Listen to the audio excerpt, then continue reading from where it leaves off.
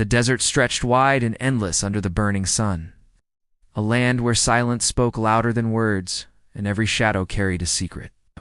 The wind rolled across the dry plains, lifting small spirals of dust that shimmered like ghosts. A lean figure moved along the horizon, an Apache warrior, wrapped in worn leather and carrying the calm of a man who had lived too long in the company of danger. His dark eyes swept the land, always watching, always listening. He knew this place like he knew his own heartbeat, and yet somewhere behind him, soft footsteps whispered through the dust, small, uncertain, and hungry. The boy had been following him since morning, barefoot and thin, his shirt torn and his hair matted with sand. He trailed behind the Apache like a shadow trying to belong to its source.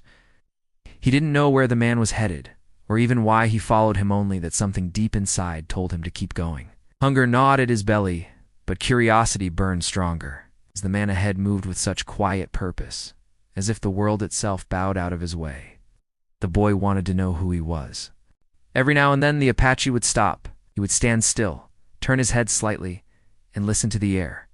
The boy froze each time, holding his breath behind a rock or a cluster of dry brush, afraid to be seen yet unwilling to turn back. When the man finally moved again, so did the boy. By midday, the heat grew heavy and cruel. The boy's lips cracked, and the ache in his stomach became unbearable. He stumbled once, falling to his knees, tasting the grit of sand on his tongue. Still, his eyes clung to the faint figure ahead. He didn't know that the Apache had known of his presence since sunrise. The warrior's senses were sharp. He could hear the rhythm of another's steps, feel the shift in the air when someone watched. Yet he said nothing. He did not look back. He simply adjusted his path, slower now, quieter, leading the boy unknowingly away from a trail of danger that crawled through the canyons. Far to the east, a faint column of smoke rose into the pale sky. Soldiers had been seen in these parts, men sent from distant forts, chasing tribes and bounty alike. The Apache had learned long ago that their kind moved like rivers, carving paths through the land without mercy. He knew the smell of gunpowder on the wind, the sound of hooves long before they appeared. He also knew that a hungry boy wandering alone in this desert wouldn't last a day if they found him. As the sun dipped toward afternoon, the Apache reached a patch of mesquite trees near a shallow creek, more mud than water now. He crouched, filled a small pouch, and took a slow drink. Behind him, the boy watched from the edge of the brush, his throat aching at the sight. He hadn't tasted water since dawn. His small hands trembled. He was about to step forward when a sharp crack echoed from the distance, a gunshot, faint but clear. The Apache stiffened, turning toward the sound. The boy's heart jumped. He had heard gunfire before, and it always meant trouble. He ducked lower, peering through the branches. The Apache rose silently, his hand brushing the knife at his belt. His horse, tied nearby, pawed the ground restlessly, sensing the same unease. For a long moment, the world seemed to hold its breath. Then, slowly, the Apache mounted and guided the horse toward the west, away from the shot. The boy, still unseen, bit his lip and followed. He didn't understand that the Apache's path had changed because of him. The gunfire came from men who would not think twice before shooting a stray boy or an Indian. The warrior had turned west to lead danger away, though he didn't know the child's story, only that innocence had a sound to it, and he'd heard it in those clumsy footsteps behind him. By dusk, the desert cooled, and a gentle wind carried the scent of sage and smoke. The boy had never been this far before. The sky turned deep orange, melting into purple as night crept in. Coyotes called in the distance, and every cry made him shiver. The Apache stopped at a ridge overlooking a valley scattered with rocks and shadows. He dismounted, crouched, and studied the tracks along the edge. His face tightened. The soldiers were closer than he had hoped. The boy crept behind a boulder, his small chest rising and falling fast. He was scared now, more than he wanted to admit. But turning back meant death by thirst, and going forward meant facing the unknown. Watch the Apache light a small fire, so small it barely glowed, only enough to warm his hands. The boy thought about stepping into the light, asking for food or even a name. Yet something about the man's stillness held him there, quiet and trembling. The Apache, without looking up, reached into his pouch and placed a strip of dried meat on a flat rock a few paces away. He didn't move, didn't speak. The boy stared at it, confused. After a long pause, hunger won over fear. He crawled out from behind the boulder, grabbed the meat, and stuffed it into his mouth. The Apache didn't move. Only his eyes, glinting in the dim firelight, followed the boy's small, shaking form. When the boy finished, he sat still, waiting for the man to say something. But the silence between them stretched wide and heavy. The fire popped softly. The boy's eyes grew heavy, and before he could stop himself, he drifted into sleep beside the warmth. The Apache watched the child for a long while, his expression unreadable. In his heart, something old and quiet stirred a memory of another time, another face. He took a deep breath, then turned his gaze back to the valley. Shadows moved down below 3 riders, maybe more. They were hunting. He put out the fire with a sweep of sand and stood, his knife glinting faintly in the moonlight. Without a sound, he lifted the sleeping boy into his arms and placed him across the saddle. The horse snorted softly, uneasy, but obeyed. The Apache swung up behind them and guided the animal into the dark hills. The boy woke briefly, his voice small and drowsy. "Where are we going?" he whispered. The Apache's answer came low and calm, "Somewhere safe." By the time dawn broke again, the land had changed. The red rocks gave way to rolling plains, dotted with cottonwoods and sage. The air smelled of life again. Far behind them, faint trails of dust marked riders who had not given up. The boy sat before the Apache now, his small hands gripping the saddle horn. He didn't understand who this man was or why he had taken him, but he felt no fear anymore. There was something steady in the warrior's presence, something that made the world seem less cruel. As they rode deeper into the land, the Apache spoke little. When he did, his words were quiet, spoken as though to the wind. He told the boy to keep low, to listen more than speak, to trust the earth under his feet. The boy listened, nodding, his young mind soaking in every word. By noon, they reached a canyon rim, where the land dropped into a maze of cliffs and shadows. The Apache stopped, scanning the far ridge. His jaw tightened again. The riders had found their trail. He turned to the boy. "You must not run," he said softly. "No matter what you hear, you stay behind me." The boy nodded, his heart pounding. A hawk cried overhead, slicing through the empty sky. The sound echoed off the rocks, sharp and lonely. The Apache lifted his head toward it, then looked back at the path they had come from. Dust clouds rose again closer this time. He guided the horse forward into the canyon, where the light thinned and the shadows deepened. The sound of hooves behind them grew louder, chasing, relentless. The boy clung tighter, his breath shaking. And then, just as the canyon turned narrow and steep, the Apache pulled the reins and stopped. He listened. From somewhere up ahead came another sound of faint echo, like the rattle of stones or the whisper of movement. The Apache's hand went to his knife again.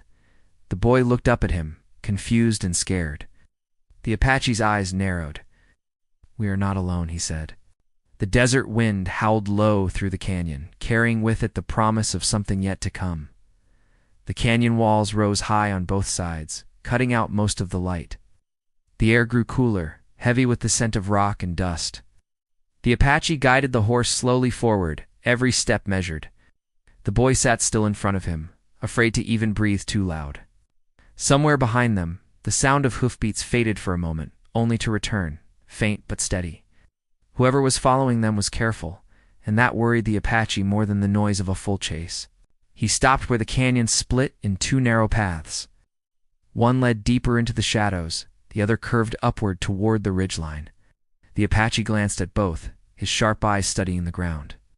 Fresh tracks marked the left trail, too deep, too deliberate. Someone had been there recently. He turned the horse toward the right and urged it up the slope.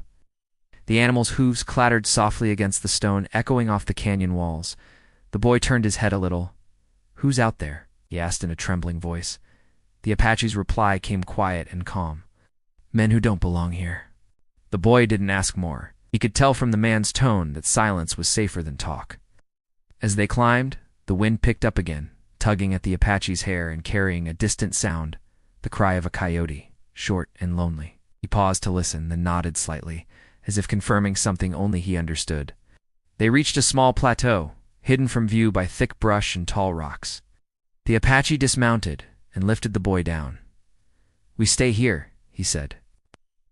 The boy nodded, sitting on a flat rock, while the man moved around, studying the land below. From this height, they could see faint dust trails winding across the desert floor. The Apache crouched, his eyes narrowing. There were 4 riders now, moving carefully, scanning the ground as they came. They were soldiers by the look of their coats, or maybe bounty hunters working for coin. Either way, they were dangerous. The boy hugged his knees, staring down at his bare feet.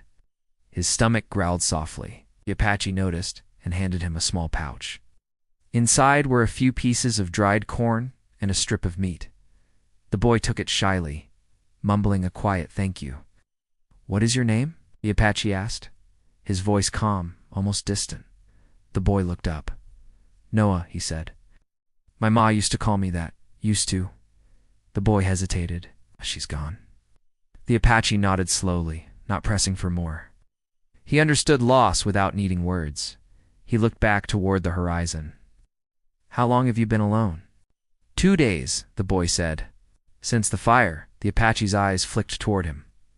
"What fire?" The boy swallowed. At the camp, soldiers came. There was shouting and smoke everywhere. My ma told me to run. His voice broke a little, but he steadied it. I ran and kept running. Then I saw you. The Apache stayed quiet for a long moment. His jaw tightened, and his gaze hardened toward the valley below. "They burned another camp," he said under his breath. It wasn't a question, more a truth he already knew. Noah looked at him carefully. "Are they after you too?" The Apache didn't answer right away. His eyes stayed on the riders in the distance. "They are after what they fear," he said finally. "Sometimes that is me." The boy didn't quite understand, but something in the man's tone made him stop asking questions. As the sun dipped lower, painting the canyon in deep red and gold, the Apache began to move quietly, gathering dry branches and setting them in strange patterns around their hiding place. The boy watched, puzzled. "Why are you doing that if we can't make a fire?" The Apache glanced at him. "It's not for fire. It's to tell the land we are here. To listen." Noah tilted his head. "The land listens." The Apache gave a small smile, faint but real. "It always does, if you know how to speak to it." The boy didn't know what that meant, but the calm in the man's voice made him believe it. Night fell slowly, and the desert cooled. The Apache sat with his back to the canyon wall, his knife across his lap, watching the horizon. The boy curled up close by, half asleep, but his mind kept drifting between dreams and fear. In one dream, he saw his mother again, standing near the firelight, her face soft and kind. Then the sound of hoofbeats broke through the dream, and he opened his eyes. The Apache was already standing. His hand went to the horse's muzzle, keeping it quiet. Down below, faint lights flickered, lanterns moving through the canyon. The men were close now. Too close. The Apache turned to Noah. "We move again." They left their hiding place in silence, following a narrow ledge that curved along the canyon wall. The path was thin and dangerous, one wrong step leading to the sharp rocks below. The boy's hands shook as he followed, but the Apache reached back once, steadying him. His grip was firm, strong, reassuring. They climbed higher until the ledge opened onto another stretch of flat ground. Here, under the faint glow of the moon, stood a small stone ruin, old, half buried by sand. The Apache led the horse inside what was left of the walls and motioned for Noah to stay low. "This place is older than memory," he said quietly. "It will hide us for a while." Noah peered around the broken stones. Strange markings covered parts of the wall, carved deep into the rock. "Did your people make this?" he asked. The Apache ran his fingers along one of the carvings. "My ancestors walked this land long before the soldiers came. These walls remember them." For a moment, the boy forgot his fear. The place felt different, heavy with silence, yet somehow alive. He sat near the Apache, listening as the wind moved through the cracks in the stone like a whisper. The Apache finally spoke again, his voice low and steady. "When I was your age, I followed a man through the desert too. I thought he was just a warrior, but he was leading me away from death. I didn't understand it then." Noah looked up at him. "Did you ever see him again?" The Apache shook his head. "No, but I learned why he did what he did. The desert teaches you by taking what you love, then showing you how to survive without it." The boy thought about his mother and the burning camp. His throat tightened, but he said nothing. Outside, the sound of horses grew louder again. The Apache stood, motioning for silence. He crouched by the doorway, peering into the night. Lanterns flickered just beyond the ridge, their light bouncing off the rocks. The riders were searching. One voice called out, a man's rough and distant. "Tracks end here. They can't be far." The Apache motioned for Noah to stay still. Every muscle in his body went quiet. The boy held his breath, his heart pounding so loud he feared it would give them away. Minutes passed like hours. Then came another sound, a rattlesnake's warning, sharp and sudden from nearby. One of the riders cursed and stumbled back. The Apache's lips tightened. He watched the flickering lights shift away, fading slowly into the distance. When silence returned, he finally exhaled. "The earth still protects those who respect it," he murmured. Noah's eyes widened. Did the snake scare them off? The Apache gave a small nod. It told them this place was not for them. The boy smiled faintly for the first time in days. "So the land really listens." "Yes," the Apache said softly. "And now it watches over you too." They stayed hidden until dawn. When morning came, the sky glowed pale and cold. The Apache stepped outside first, scanning the horizon. The riders were gone, at least for now. But the tracks in the sand told him they would be back. He turned to the boy. "We must move before the sun climbs. Where are we going?" Noah asked. "To a place where the soldiers do not dare to ride," the Apache said. "A valley of stone and water. My people called it the Safe Hollow." The boy stood, his legs sore but ready. He climbed onto the horse, clutching the saddle horn. As they rode out of the canyon, the land stretched wide and bright again.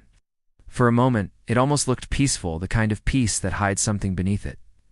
The Apache's eyes never left the horizon. He could feel the pull of fate on the wind, heavy and unrelenting. Somewhere beyond those hills lay a truth the boy wasn't ready to know yet, and a past the Apache couldn't outrun. The boy turned his head slightly. "Why are you helping me?" he asked. The Apache's gaze stayed forward. "'Cause someone once helped me the same way," he said. And I never had the chance to thank him.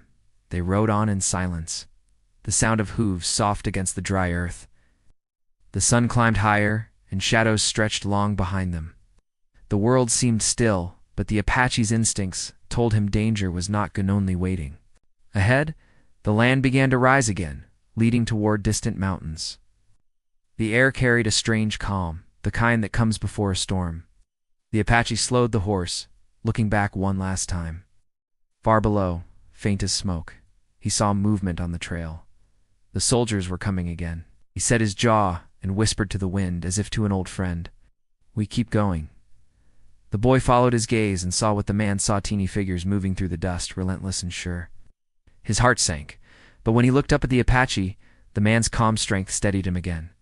The path ahead curved toward the unknown, the desert whispering secrets neither of them yet understood. The boy didn't know that the man he followed was not just a guide, but his only shield between life and death.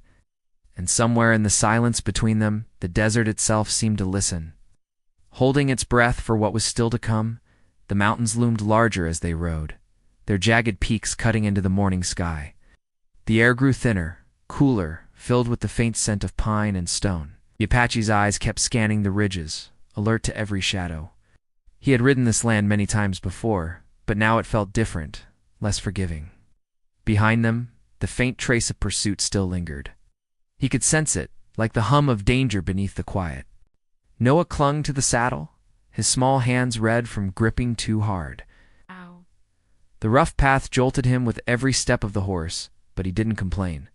The Apache's calm strength kept him steady. It was something about the man that made the boy trust him, even when fear twisted in his stomach. By midday, they stopped near a stream that cut through the rocks. The water was cold and clear, and Noah drank greedily. The Apache knelt beside him, refilling his pouch and watching the horizon. His silence said more than words could. "Do you think they'll find us?" Noah asked softly. "They always try," the Apache said. "But the land has many ways to hide those who respect it." The boy frowned, tracing lines in the dirt with a stick. "Why do they hate you so much?" The Apache didn't answer right away. He stared into the running water, his reflection wavering in the current. "'Cause I remind them of what they took," he said at last. Noah didn't understand, not fully, but he could hear the weight in the man's voice. He wanted to ask more, but the Apache stood suddenly, his posture stiff. He looked toward the trees. "What is it?" Noah whispered. The Apache raised a hand for silence. Somewhere among the rocks, a twig snapped. The sound was small, but in the stillness, it felt loud as thunder. The Apache reached for his knife. He moved toward the sound, quiet as a shadow. Noah crouched near the stream, his heart pounding. A few seconds later, the Apache reappeared, dragging a man by the arm. The stranger wore a torn jacket and a dirty hat. His face was pale, his hands trembling. "Please," the man gasped. "Don't kill me." The Apache's eyes were cold. "Why are you following us?" "I'm not," the man said quickly. "I was left behind. My horse broke its leg 2 days ago. I've been walking since." Noah stared at him. He looked more dead than alive. His boots were worn through, his lips cracked. The Apache studied him for a long moment, then lowered his knife. "You're a scout," he said. "You were with the soldiers." The man hesitated, then nodded. "Yes, but I'm done with them. They said we were chasing raiders, but there were children in that camp. You saw it, didn't you? They burned it." His voice shook. "I couldn't stay after that." The Apache's expression didn't change. "So you ran." "I ran," the man admitted. "They'll kill me if they find me." Noah looked between them, unsure what to believe. The Apache finally turned away. "You'll come with us," he said. The man blinked in surprise. "Why?" "Because I don't trust you to walk behind us." He bound the man's hands loosely with a strip of cloth and guided him along the trail. They continued upward, deeper into the mountains. The land grew wilder here, narrow paths, steep drops, the sound of hawks circling high above. As they rode, the man spoke again, his voice hoarse. "You're leading us toward the sacred valleys, aren't you?" "I've heard stories about this place." The Apache didn't reply. "They say no white man ever came back out." The man continued with a nervous laugh. The Apache's gaze stayed forward. "That's because they don't listen when the land tells them to stop." Noah glanced up at him. "What's in those valleys?" "Old things," the Apache said quietly. "Stories buried in stone. My people call it the heart of the desert." The man gave a weak smile. "Sounds like a fine place to die." The Apache ignored him, but inside, his thoughts were restless. He hadn't been this way in years, not since the war took everything from him, his family, his home, his tribe scattered to the wind. He had promised himself he would never return. But now the boy had changed that. He is leading him to a place few ever saw, because somewhere deep in those mountains lay the last safe hollow. As the sun sank lower, they reached a flat clearing surrounded by pines. The Apache stopped. "We rest here," he said. He tied the horse near a fallen log and untied the scout's hands. "You'll stay where I can see you." The man nodded quickly. "I ain't running." Noah gathered twigs while the Apache prepared a small hidden fire shielded from the wind. The smoke barely rose. When the flames caught, their faint glow lit the Apache's face, revealing lines of weariness. The boy sat across from him, chewing on a piece of dried meat. "Were you really in a war?" he asked. The Apache stared into the fire. "Everyone who has lived long enough in this land has been in a war," he said. "Some fought with guns. Some fought just to keep breathing." The scout leaned forward, the flames flickering in his eyes. "They told us you were all killers," he said quietly. "But I've seen what real killing looks like now. It's not in your kind. It's in ours." The Apache didn't respond. He reached for a stick, stirring the fire. Sparks rose into the night, vanishing against the stars. Noah spoke again, his voice softer. "If we reach that valley, will we be safe?" "For a time," the Apache said. "But safety doesn't last forever." The boy nodded, his face shadowed by the glow. He didn't understand everything, but he felt the truth in those words. That night he dreamed of smoke, again of his mother's voice calling from somewhere he couldn't reach. When he awoke, dawn was breaking. The Apache was already on his feet, scanning the ridge. The scout was gone. Noah sat up quickly. Where did he go? The Apache's jaw tightened. He crouched, studying the ground. Fresh footprints led away through the trees. "He didn't run far," he said. They followed the tracks up the slope. At the top, the Apache stopped. Below, in the valley, the scout was talking to two soldiers. The men stood beside their horses, pointing up toward the mountain. Noah's heart dropped. He told them. The Apache's eyes hardened. He led them to us. The soldiers mounted, turning their horses toward the ridge. The Apache pulled Noah behind a rock. Stay low, he whispered. He watched the riders advance, calculating. They were too close now to flee without being seen. We could take one, maybe two, but the boy would never survive a crossfire. He turned, searching for another path, and his gaze fell on a narrow crack between the rocks. A hidden passage, small, but wide enough for the boy. He lifted Noah by the shoulders. Go through there. Follow the tunnel until you see light. Don't stop. What about you? Noah asked, his voice trembling. I'll come, the Apache said, though his tone carried something else, something final. Noah hesitated, but the man's steady eyes left no room for argument. He crawled into the crevice, the sound of footsteps echoing above. The Apache waited until the boy disappeared into the shadows, then turned to face the ridge. The first soldier appeared at the edge, his rifle raised. You there? Drop your weapon. The Apache didn't move. Shouldn't have come here, he said quietly. The soldier hesitated, glancing at the other. We're taking you in, you and the kid. There is no child here, the Apache said. The man smirked. Then we'll search and find him ourselves. The Apache's hand tightened around his knife. Not in this land you won't. Below, Noah crawled through the narrow tunnel, heart pounding. The stone scraped his hands and knees. He could hear muffled voices above, then a sudden shout, then silence. He wanted to turn back, but fear drove him forward. At last he saw a light ahead, a pale glow through a slit in the rock. He stumbled out into an open valley, unlike anything he had seen before. Green grass grew between the stones, and a small pool shimmered under the sun. Birds circled overhead, their wings glinting. For a moment, he forgot his fear. But when he turned, expecting the Apache to appear, no one came. The wind moved softly through the valley, whispering over the stones. Back on the ridge, the Apache stood alone among the rocks. The soldiers had vanished, but so had the scout. The air smelled faintly of smoke again. He looked down toward the hidden valley and felt something shift inside him, a memory, or maybe a promise. He had led the boy to safety, but danger still followed like a shadow. He knew this wasn't over. Somewhere beyond the mountains, more soldiers would come, and somewhere deeper in the desert, a storm was waiting to rise. He turned and walked toward the valley, his figure blending into the stone and sun. Behind him, the wind carried the faint echo of hoofbeats once more closer, this time relentless. Chasing the silence that never lasted long in a land like this, the valley shimmered in the light of dawn. Quiet and strange, as if time itself had paused there. Noah stood near the small pool, his reflection trembling in the clear water.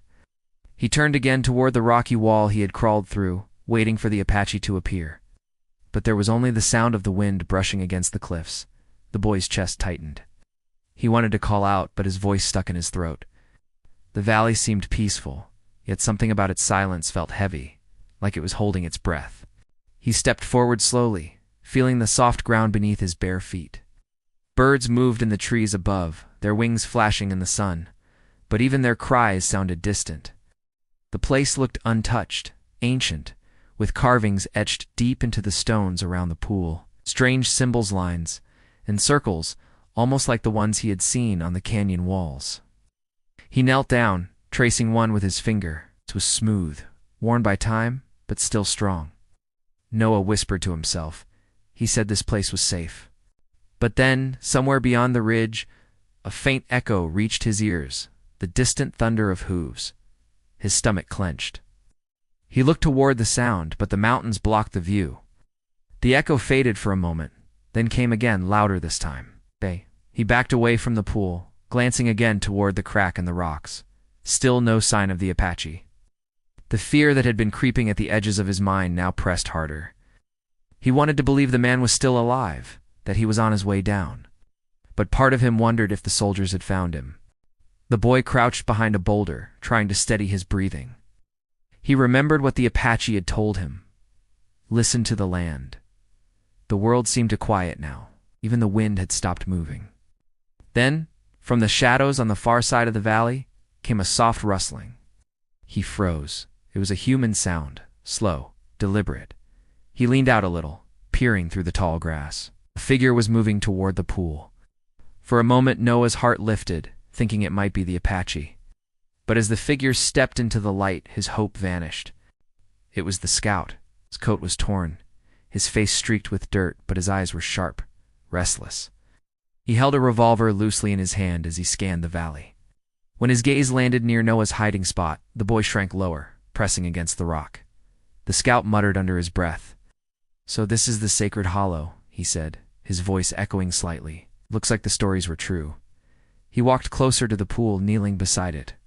He dipped his fingers into the water and stared at the reflection. "You led me here, old man," he said. "Now I just need to find the boy." Noah's heart raced. He inched backward, careful not to make a sound, but a small stone rolled under his foot. The noise was tiny, but in the silence it might as well have been a gunshot. The scout turned sharply, raising the gun. "Who's there?" Noah froze. The man's boots crunched closer. "I know you're here, kid," he said, his voice almost gentle but twisted with something darker. "The Apache's gone. You can come out now." The boy stayed silent, clutching the rock beside him. The scout stepped closer, eyes scanning the grass. He moved slow, patient, confident. Then a voice cut through the still air. "He's not alone." The scout spun around. The Apache stood on the ridge, tall and still as the stone behind him. His hair moved slightly in the breeze, and though his clothes were torn and dusty, his stance carried quiet strength. His eyes locked on the scout, cold and steady. "You should have kept walking," the Apache said. The scout lowered his gun, his mouth twisting into a nervous smile. "You're hard to kill, aren't you?" "Not the one who dies easy," the Apache replied. For a moment, they stood facing each other across the valley. The scout's fingers twitched near the trigger. The Apache didn't move. Even the air seemed to thicken between them. "You think you can hide the boy forever?" the scout said. "They'll come, you know. The soldiers, the bounty men. Can't fight them all." "I don't need to fight them all," the Apache said quietly. "Only the one who brought them here." The scout laughed once, but it was hollow. "You think killing me will stop them? You think this desert still listens to you?" "It listens," the Apache said. "You just never learned to hear it." Before the scout could answer, a sharp cry split the arrowhawk's call, loud and sudden. The Apache moved first, swift as a shadow. The scout fired, the shot cracking through the valley. Noah ducked behind the boulder, his hands over his ears. Dust flew where the bullet hit the ground. When he looked again, the Apache had vanished. The scout turned in circles, gun raised. "Come out!" he shouted. "You can't hide from me."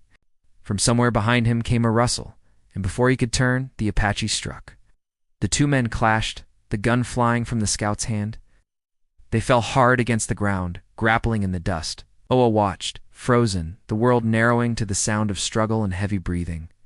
The scout swung wildly, but the Apache was faster. He caught the man's wrist and forced him down. The scout gasped, trying to reach for the knife at his belt. The Apache pressed harder, his face calm, eyes unblinking. "Why did you come here?" he demanded. The scout spat blood, defiant. "'Cause I had nothing left. 'Cause they took everything from me, like they took from you." "You chose their side," the Apache said. "And what side did you ever have?" The scout shot back. "Your people are gone. Your war's over. You're just a ghost clinging to old stories."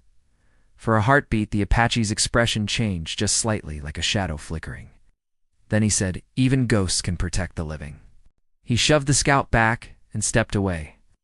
The man lay still for a moment, coughing. Then his hand darted to the ground, grabbing the revolver again. Noah shouted, "Look out!" The Apache turned just as the scout fired. The sound cracked across the valley, echoing off the cliffs. The Apache staggered back, his shoulder jerking. The boy's breath caught. The scout scrambled to his feet, aiming again, but before he could pull the trigger, the Apache threw his knife. It struck the man's hand, sending the gun spinning.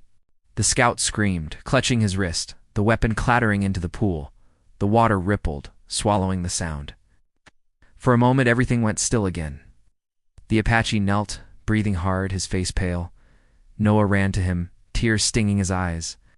"You're hurt." "I've been hurt before," the Apache said quietly. He pushed the boy behind him, eyes still locked on the scout. "Stay there." The scout stumbled backward, his wounded hand dripping blood. "You can't protect him forever," he said. "They're coming, and when they find you, they'll burn this place too." The Apache's gaze didn't waver, and the desert will bury what they burn. The man laughed weakly, his voice shaking. You really believe the land cares about us? It doesn't need to care, the Apache said. It remembers. The scout's expression shifted, fear mixing with something like understanding. He looked around, as if the stones themselves were watching. The valley seemed to hum faintly, a low vibration in the air, as if the earth was breathing. Then far beyond the ridge came the sound Noah feared most, the distant rumble of many horses, soldiers. The scout's face twisted into a grin. Hear that? They're almost here. The Apache stood slowly, blood staining his sleeve. Then this valley will see another fire, he said. But not the one they expect. He turned to Noah, his voice calm but urgent. There's a cave behind that pool. Go inside and don't come out until I call.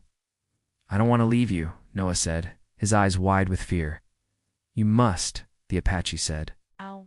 The land will guard you if you listen. The boy hesitated, then ran toward the pool. The scout staggered after him, but the Apache blocked his path, his knife raised. Your fight is with me, he said. The man bared his teeth. Then let's finish it. They faced each other again as the sound of horses grew louder, dust rising on the horizon. The valley's calm began to break, the birds flying from the trees, the air thick with tension. Ottawa turned once before vanishing into the cave, his heart pounding so hard he could barely breathe. From inside he could hear the faint clash of voices outside, the scout shouting, Apache's low reply, then the echo of another gunshot.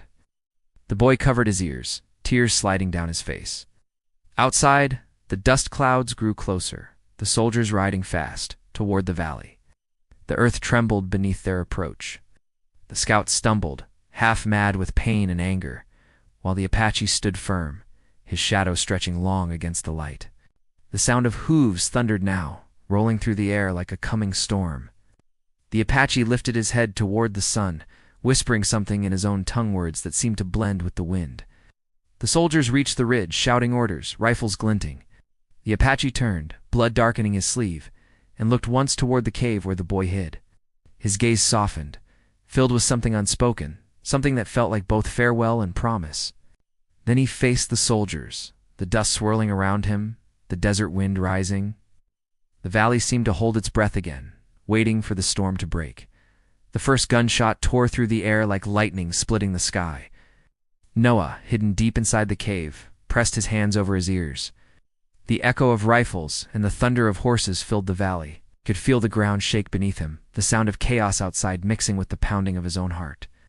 The boy wanted to run out to see what was happening, but the Apache's last words held him there. Stay inside. Listen to the land.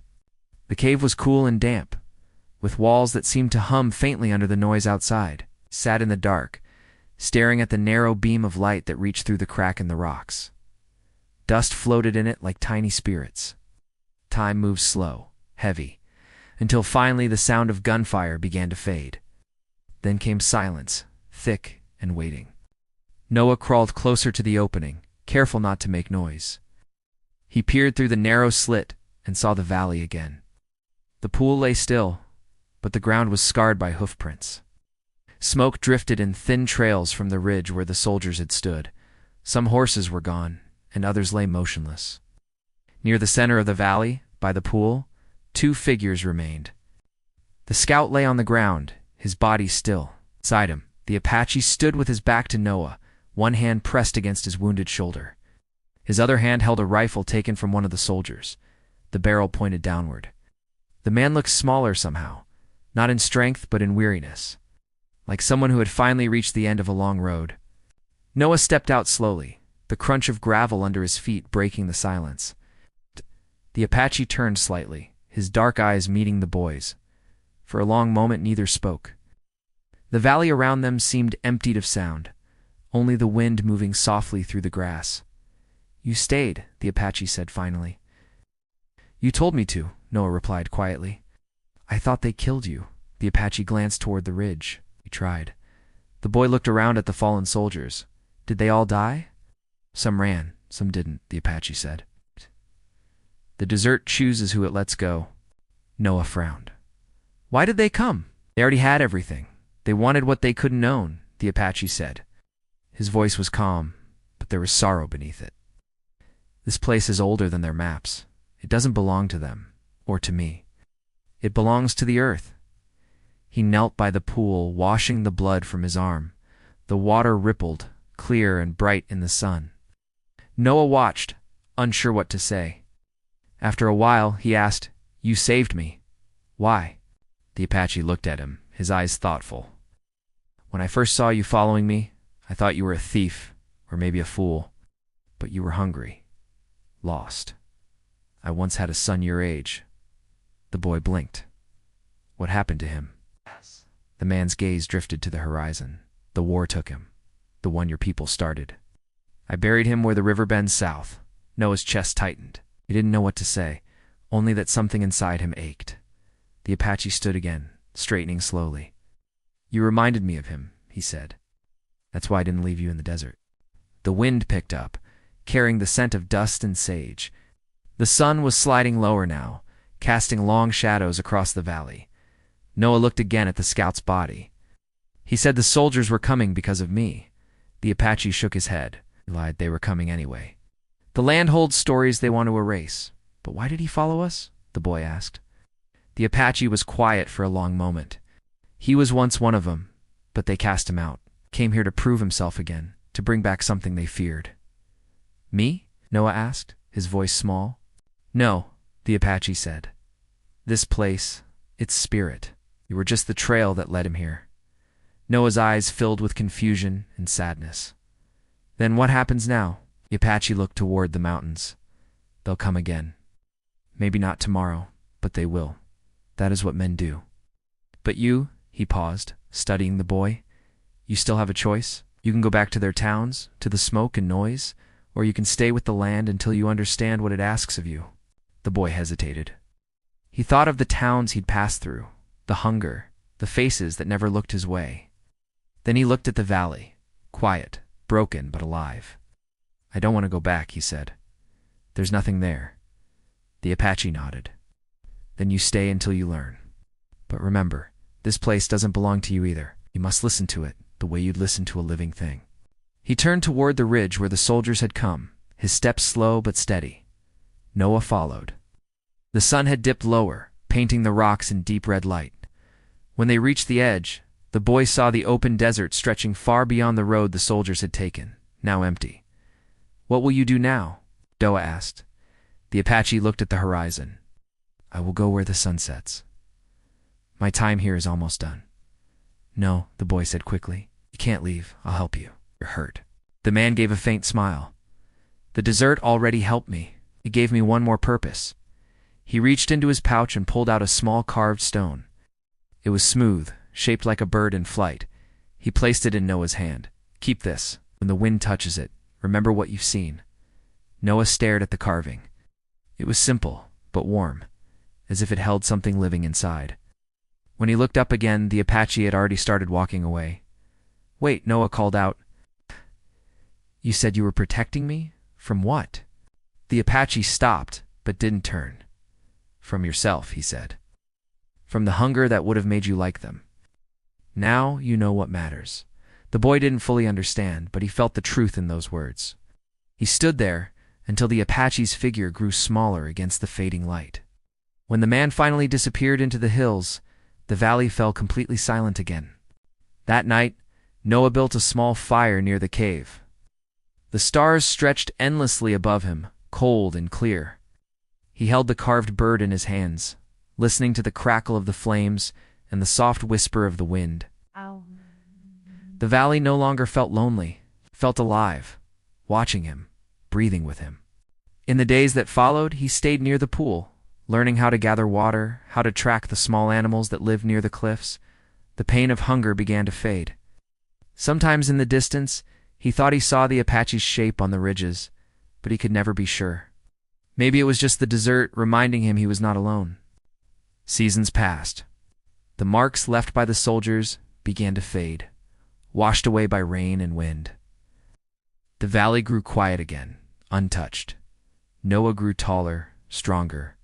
He carved more figures from stone birds, horses, and faces he remembered. He placed them around the pool, small offerings of gratitude to the land that had spared him. Years later, when travelers crossed the desert, some spoke of a young man who lived alone in a hidden valley, guiding lost wanderers to water and safety. They said he spoke little, but carried wisdom in his eyes far beyond his years. And when they asked his name, he only said he once followed an Apache who taught him to listen to the land. The story spread slowly, told in small towns and over campfires. Some believed it, others didn't, but the valley remained a place people whispered about, a place the wind guarded. And sometimes when the sun set red over the desert, the shadow of a tall man could be seen on the ridge, watching.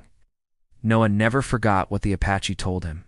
He learned that protecting something doesn't always mean fighting for it. Sometimes it means listening, waiting, and remembering. The boy who once followed out of hunger had become the one who protected out of love. And the desert, ancient and patient, kept both their stories written in its silence. When the wind passed through the stones, it carried their names together, the man and the boy too, lives bound by chance and purpose, left behind as part of the land's endless song.